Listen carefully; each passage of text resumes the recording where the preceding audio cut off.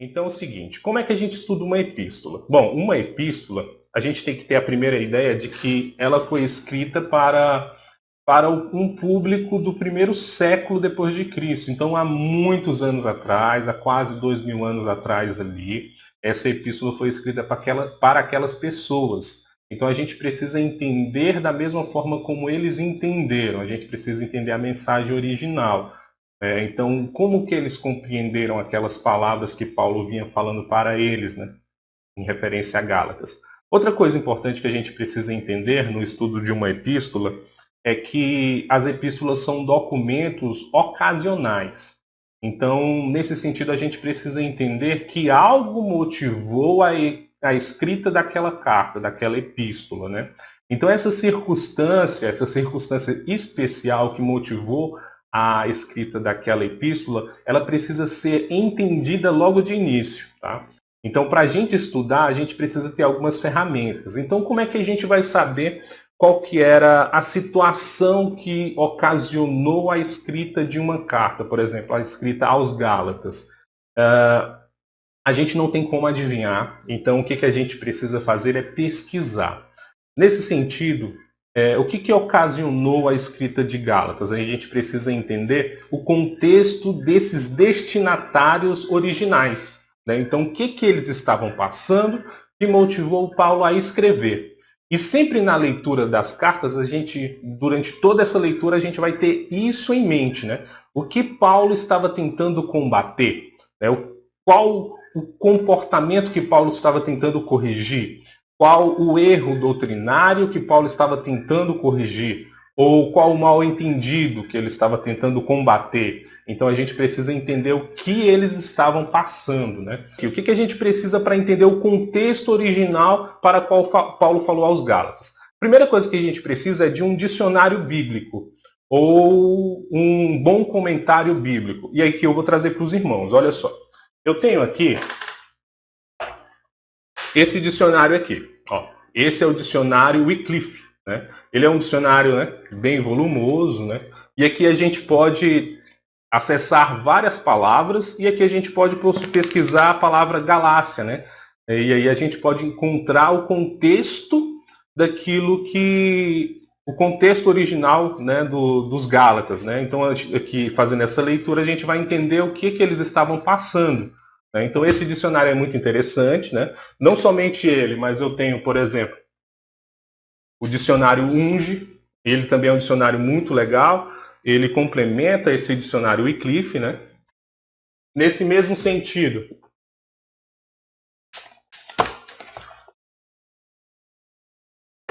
a gente pode utilizar os manuais bíblicos, né? O manual bíblico ele tem essa ideia de trazer o contexto cultural, o contexto histórico e também fazer um breve comentário, resumo da epístola, né, ou do texto que se está estudando. Então eu tenho o manual Unge também e o manual bíblico Halley. Esses são manuais muito interessantes, né? E eles trazem comentários também do texto bíblico.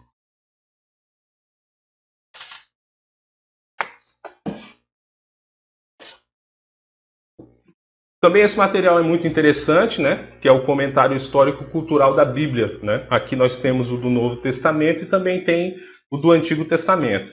Então, o que eu quero trazer para os irmãos é que a gente precisa realmente ter uma ideia do contexto original daquilo que eles estavam passando. E a gente vai precisar pesquisar para isso. Então a gente precisa ter bons materiais. Né? Então a gente consegue isso através de dicionários bíblicos, de manuais bíblicos e também de comentários bíblicos. Nos comentários bíblicos, normalmente o contexto histórico e cultural daquele povo, ele vai aparecer normalmente na introdução. Né? E aqui eu vou trazer para os irmãos os que eu tenho. Né? Eu tenho o do William Hendricks, né? Esse comentário bíblico aos Gálatas é muito interessante, tá? Tenho também... esses são os materiais que eu usei, né, para a gente fazer as nossas aulas. A Mensagem de Gálatas, Somente um Caminho, né, de John Stott. Esse material também é muito bom. Também Hernán Dias Lopes, né, Gálatas. Também é um livro mais atual. Então ele de certa forma vai trazer dentro desse livro as ideias desses dois, por exemplo, né? Tanto do John Stott quanto do William Hendricks, né? Então o Hernandes Lopes, o pregador famoso aqui no Brasil, ele vai trazer um resumo desses dois livros e vai apresentar a sua ideia, né, sobre eles, né, a sua conclusão.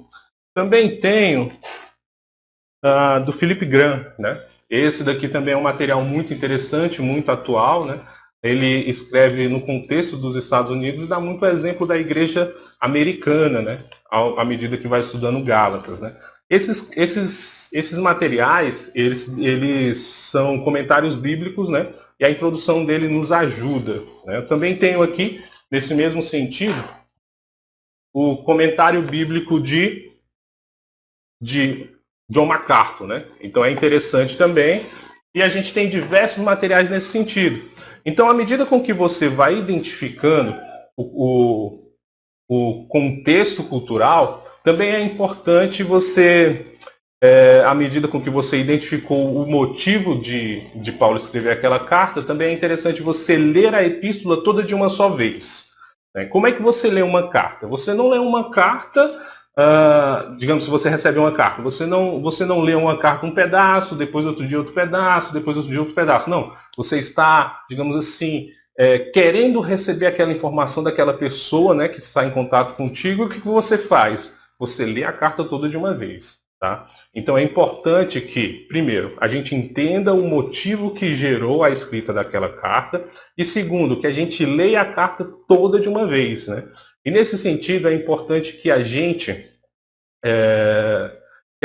tenha diversas possibilidades de leitura. Por exemplo, a gente tem diversas traduções bíblicas, né? A gente tem as traduções bíblicas que são, digamos assim, mais literais e aquelas que são mais... Tem duas teorias de tradução, né? A equivalência formal, em que você pega, na medida do possível, a palavra no outro idioma e traduz para uma palavra no nosso idioma e mantém a mesma sintaxe, né? No sentido de que tenta-se construir uma tradução bem que o povo, o brasileiro, por exemplo, consiga entender, né? Essa equivalência formal ela é mais rígida, né? E a gente também tem a equivalência dinâmica, no sentido de que se não traduz palavra por palavra, mas sentido por sentido. Então a gente vai ter Bíblias dentre essa amplitude, né? E a Bíblia mais interessante para a nossa leitura é a da edição revista e da edição corrigida fiel, né? A que a gente usa é a revista e corrigida, mas a corrigida fiel ela ainda é tipo como se fosse uma melhoria, né? E no sentido da equivalência dinâmica, a gente tem Bíblias muito interessantes. Por exemplo, a Bíblia da edição transformadora, né? Essa Bíblia é muito interessante. E então é interessante a gente ter muitas Bíblias de estudo também, porque elas nos trazem todo esse contexto, né? Então, à medida do possível, os irmãos, para o estudo, têm que fazer esse tipo de leitura e não se confiar somente em um comentário bíblico, mas tenham possibilidade de lerem várias opiniões para que vocês mesmos consigam, digamos assim, avaliar aquilo que é melhor e, sim, fazer esse entendimento daquilo que a palavra de Deus está trazendo para a gente, né? Uma outra coisa que a gente precisa entender quando a gente estuda as epístolas é o seguinte. Primeiro ponto. A gente precisa entender o motivo que gerou a escrita daquela epístola. Segundo ponto, a gente precisa ler ela toda de uma vez, fazer anotações, ter uma visão panorâmica, depois tentar dividir a epístola em tópicos. E por último, a gente precisa entender a epístola sempre em parágrafos. Isso é muito importante. As nossas Bíblias normalmente elas são divididas por versículos. E os parágrafos eles ficam dispersos, de tal modo que às vezes é possível alguém pegar um versículo específico e interpretá-lo fora do contexto do seu parágrafo. É importante entender que um parágrafo é uma unidade de pensamento. E a epístola como um todo, ela vai argumentar contra alguma coisa que estava acontecendo, por exemplo, nas igrejas da Galácia, né? Então ela vai fazer uma argumentação. E cada parágrafo é uma unidade de pensamento da argumentação. A gente precisa entender os versículos dentro do parágrafo como algo que compõe um todo. Primeiro do parágrafo, depois do tema e depois da epístola como um todo. E a ideia é não separar versículos e tentar entendê-los, digamos, separadamente, né? Tirando do seu contexto. Então é importante sempre a gente pensar ou estudar as epístolas sempre em parágrafos. E daí a gente tem algumas bíblias que são separadas em parágrafos. Por exemplo, a que eu uso aqui, eu gosto muito da NVI, e ela é toda separada em parágrafos, né? Então aqui você percebe, olha só, aqui a gente tem um parágrafo, né? Olha, até aqui embaixo, ó, um parágrafo, né? E tem diversos versículos nela. Então é importante porque a própria tradução da Bíblia, ela vai fazer essa divisão em parágrafos e nos ajuda a entender, né?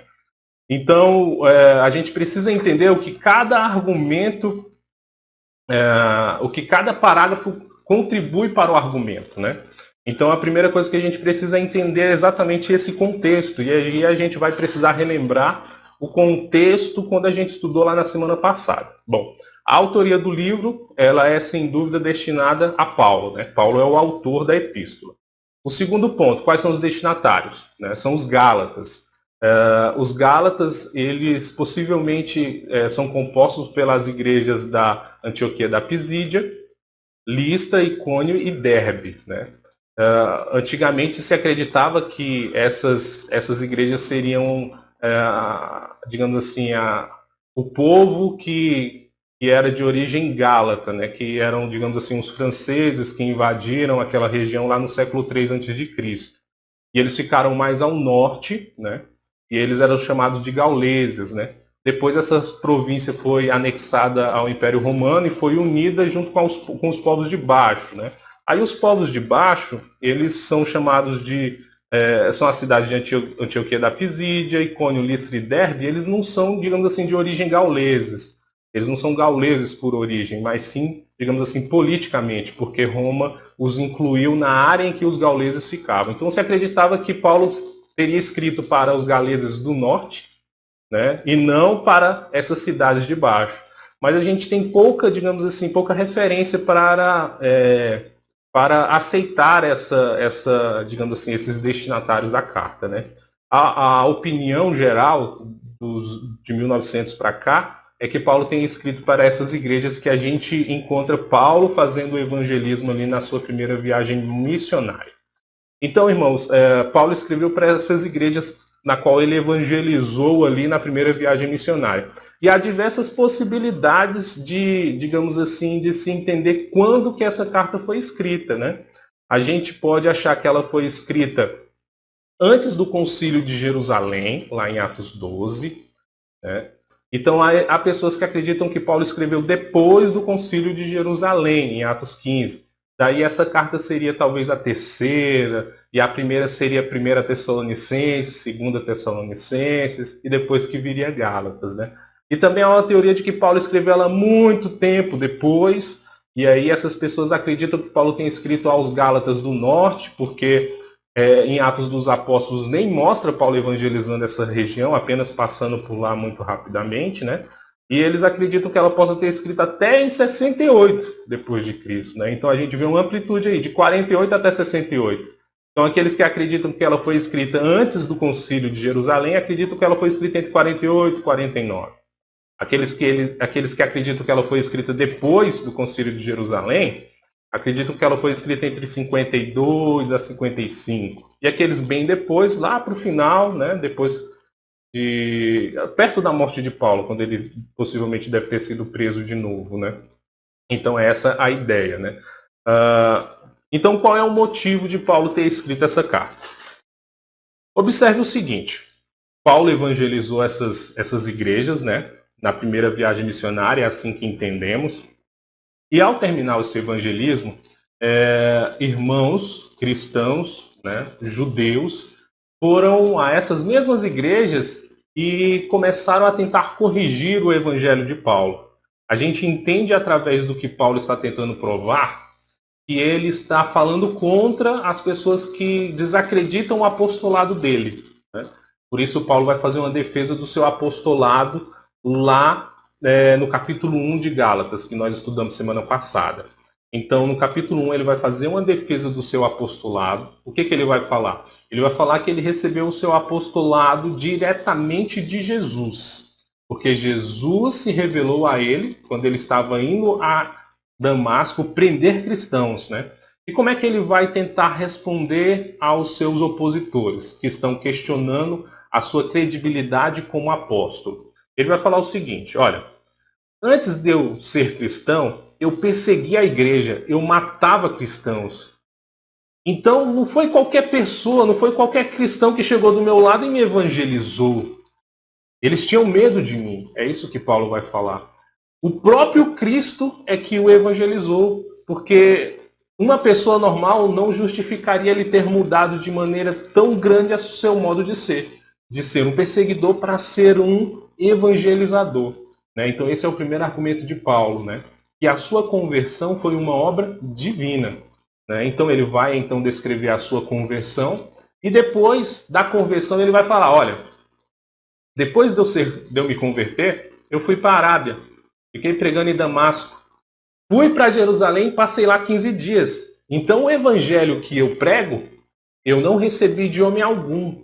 Eu não recebi ele dos apóstolos. Eu simplesmente recebi ele como uma revelação de Jesus Cristo. Então ele vai então defender como que ele recebeu o evangelho que ele prega. Né? Então ele faz essa defesa através da sua biografia. Ele fala como ele era antes da sua conversão, que ele perseguia os cristãos. Ele vai falar da sua conversão como uma obra direta de Deus e que Deus o comissionou. Porque apóstolo quer dizer o quê? Uma pessoa enviada. Deus o comissionou a pregar o evangelho. Não de qualquer modo, mas pregar o evangelho aos gentios. Né? Então ele tinha uma missão. E por último, depois da sua conversão, ele não consultou pessoa alguma para aprender o evangelho. É isso que Paulo está falando. Ele foi de Damasco, né? Ele foi para a Arábia, voltou para Damasco, esse período aí provavelmente 3 anos. Depois ele foi para Jerusalém, ficou lá 15 dias, conheceu Pedro, Tiago. Não é tempo suficiente para, digamos assim, ele ter aprendido o evangelho deles. E depois ele vai para a Síria e a Cilícia, a sua cidade natal, de Tarso, e fica lá muito tempo. Até que depois Barnabé recebe a incumbência de sair de Jerusalém e ir até Antioquia da Síria. Lá em Antioquia da Síria eles recebem a mensagem, né? Em Jerusalém recebe-se a mensagem de que na Antioquia da Síria eles estão, digamos assim, com uma igreja muito crescente, né? E Barnabé vai lá para ser, digamos assim, um supervisor, um pastor da igreja, e ele, muito astuto, ele vai a Tarso, que fica perto, e traz Paulo para ajudá-lo. E é lá em Antioquia que os cristãos são a primeira vez chamados, digamos assim, os seguidores de Jesus, os seguidores do caminho, são a primeira vez chamados de cristãos. Observe que ali a gente tem uma ruptura com o judaísmo, que até então cristão judeu e judaísmo tinha muita semelhança. Mas é em Antioquia da Síria, onde a maioria são gentios, que tem essa ruptura. Né? Então é somente nesse momento que a gente tem, digamos assim, o nascimento. Meu filho está ali falando ali fora, está doido para entrar aqui.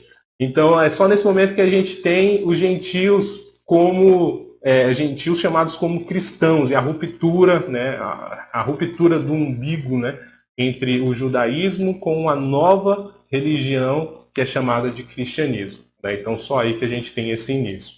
E aí a gente começa o capítulo de número 2. Né? Então vamos fazer uma leitura